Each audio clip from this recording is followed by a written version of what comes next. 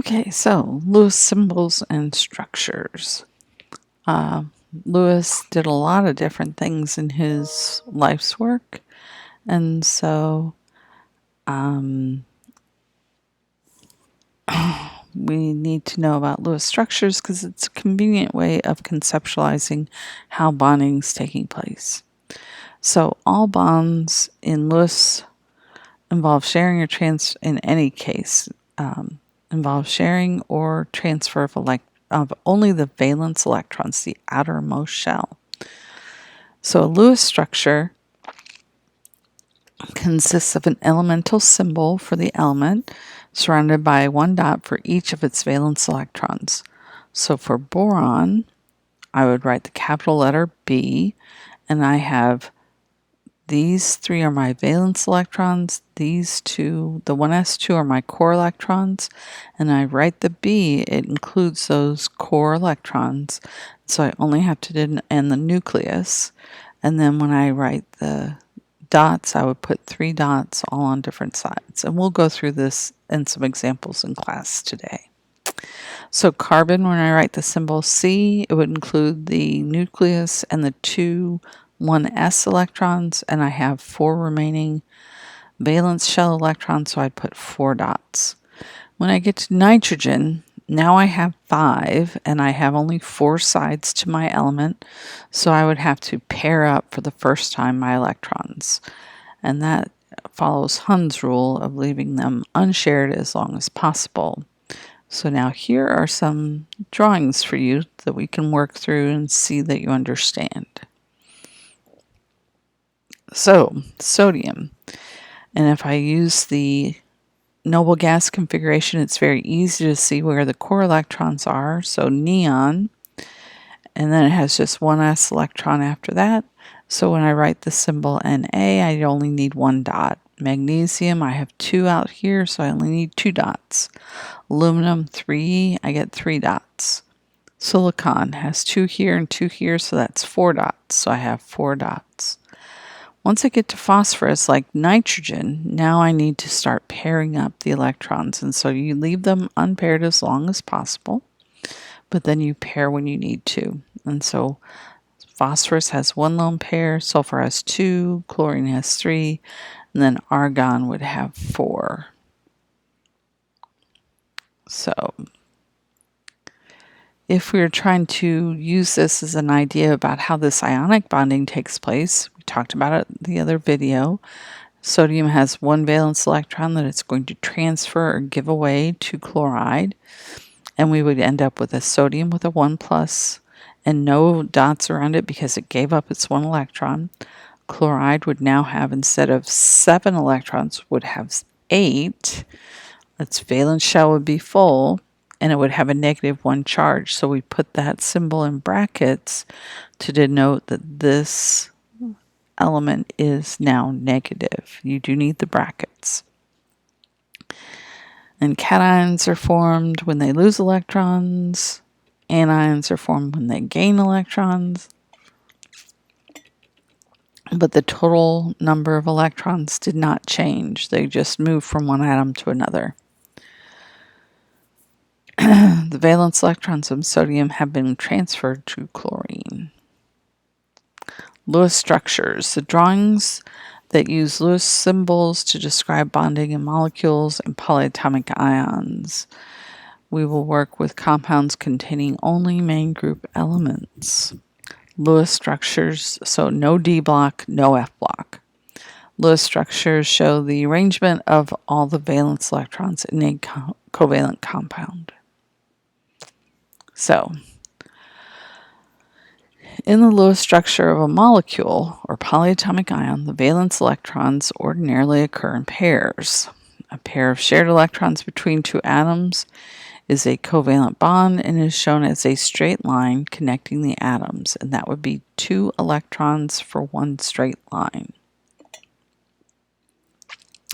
An unshared pair, or as I call them, lone pair electrons, are shown as a pair of dots, 1 dot for each electron.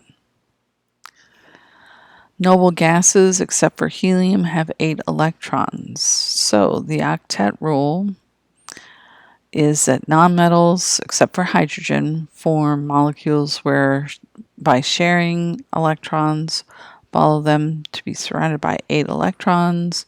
Therefore, they are isoelectronic with a noble gas.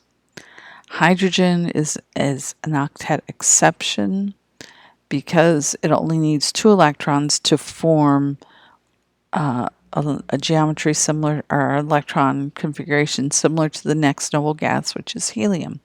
So it has a duet of electrons. If we have, here I have some examples of Lewis structures, 2 ions in 1 molecule. Ions have to be surrounded with brackets and have the charge outside of the brackets towards the top. So OH has gained 1 electron and has a negative charge.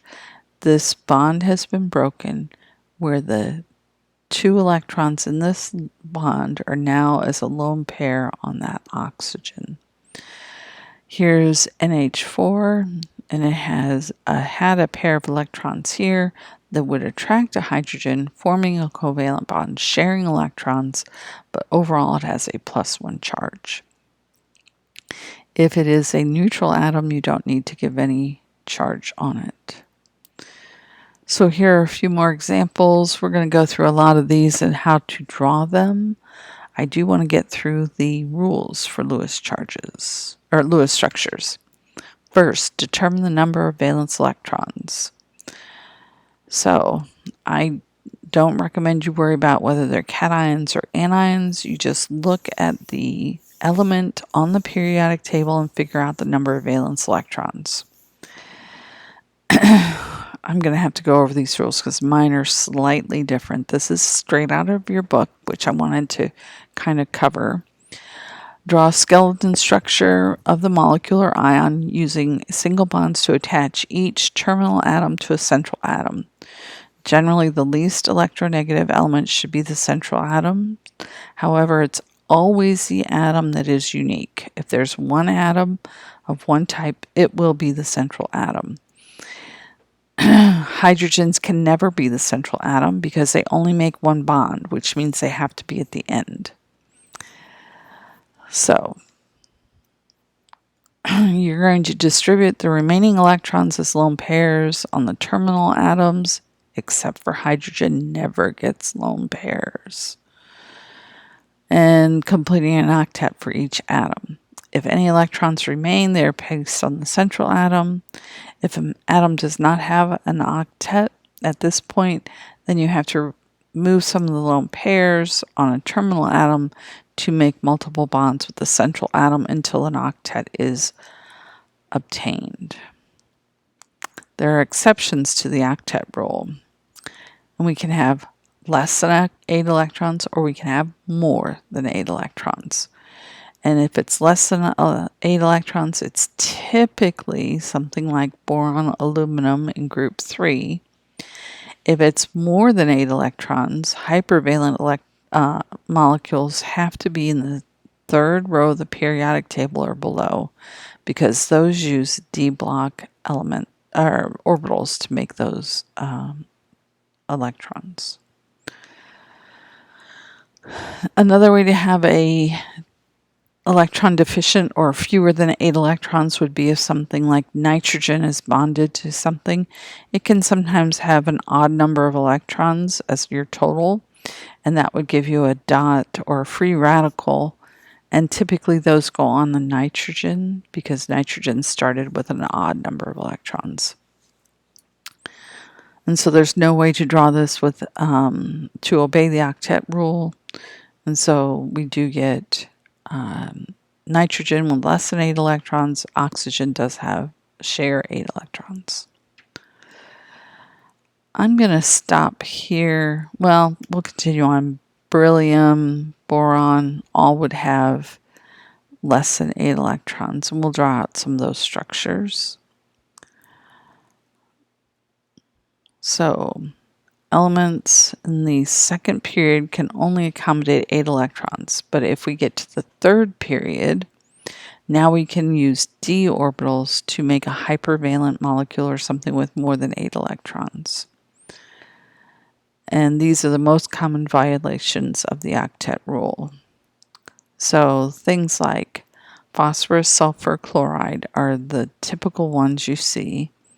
You can also have that with these other elements listed. In fact, you can even force a noble gas to react, but that is kind of rare.